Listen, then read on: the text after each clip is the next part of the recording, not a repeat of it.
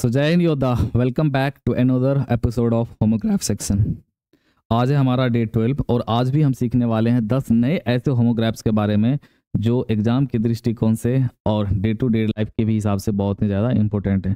थोड़ी सी चर्चा कर लेते हैं कि एक्चुअल में होमोग्राफ होता क्या है। जैसे कि हमने एक वर्ड लिखा है रिमोट, ठीक है। तो रिमोट का यहाँ पर देखिए दो मीनिंग निकल करके आ रहा है। एक तो होता है दूरवर्ती या फिर सुदूर का, और एक रिमोट होता है ये वाला रिमोट जो मेरे हाथ में देख रहे हैं, ठीक है। तो ये एक तरह का यंत्र है, डिवाइस है, ठीक है। तो ये रिमोट हो गया।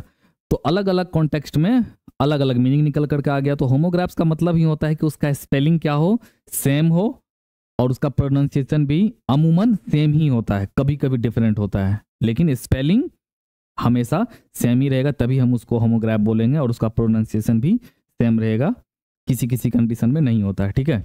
तो एक रिमोट का मतलब क्या हो गया, दूरवर्ती या फिर सुदूर का। जैसे कि मेरा गांव बहुत ही सुदूर इलाके में है ना।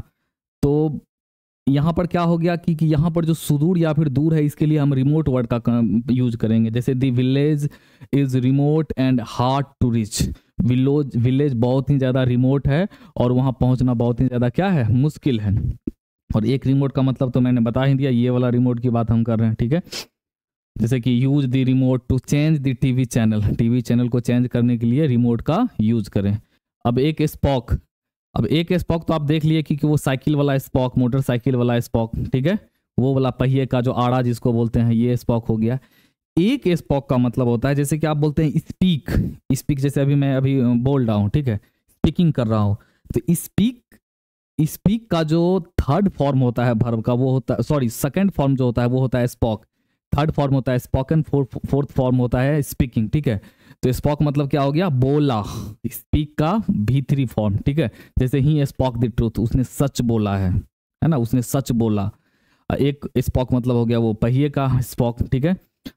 हमारा नेक्स्ट वर्ड है सॉक। तो एक सॉक का मतलब हो गया जो आप पहनते हैं पाँव में, मोजा, है ना।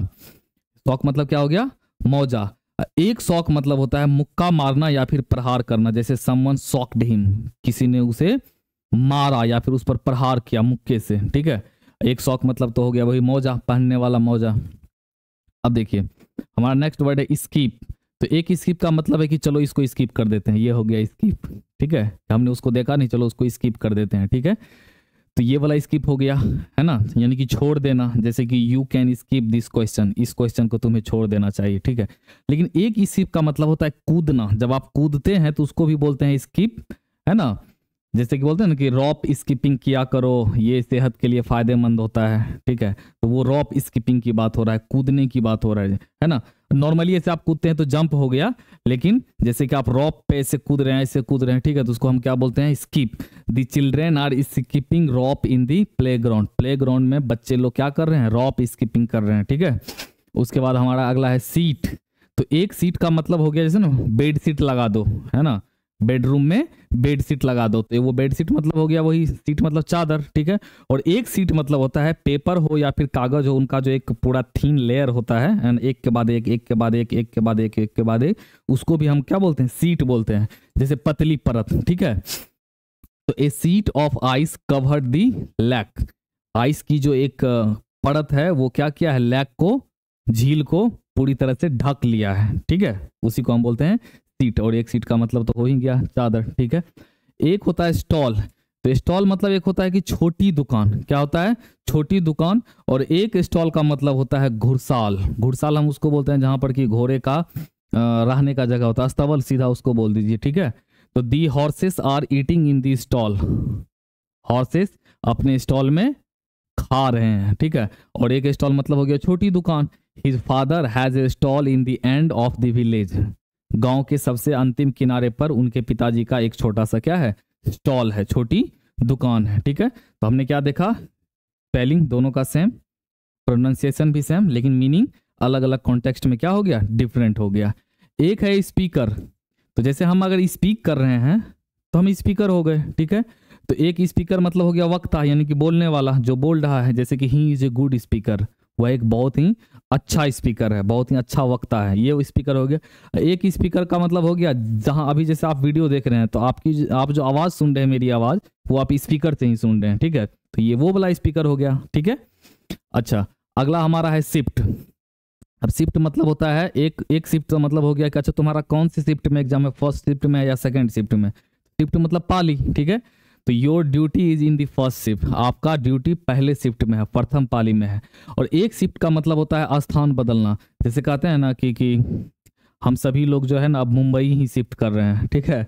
हम सभी लोग मुंबई ही शिफ्ट कर रहे हैं, जैसे कि we are shifting to Mumbai, हम लोग मुंबई शिफ्ट कर रहे हैं। और एक शिफ्ट मतलब होता है गियर बदलना। जब आप गाड़ी चला रहे होते हैं 4 व्हीलर, ठीक है, तो उसमें जो गियर बदलते हैं आगे पीछे, तो उसको हम बोलते हैं शिफ्ट, गियर बदलना, ठीक है। जैसे कि ही जेंटली शिफ्टेड दी गियर वाइल ड्राइविंग, जब वो ड्राइविंग कर रहा था तो वो बहुत ही ज़्यादा जेंटली पूर्वक जो है वो गियर को बदल दिए, ठीक है।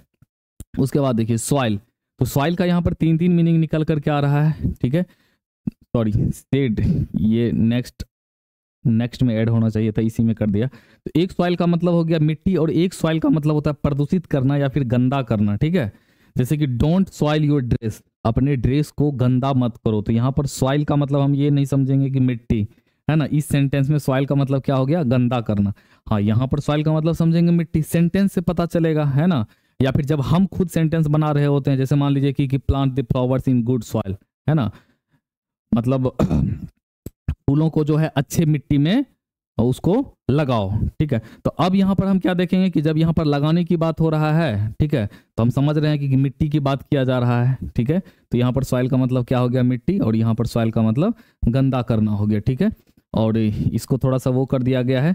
एक शेड का मतलब होता है, बोलते हैं ना कि थोड़ा सा शेड में जा करके जो है आराम कर लो, है ना। तो एक शेड मतलब हो गया झोपड़ा। सीधा सीधा कहिए कि थोड़ा सा जो जैसे मकान होता है, मकान से जो ऐसे करके निकाल देता है हर टाइप में, उसको हम शेड बोलेंगे।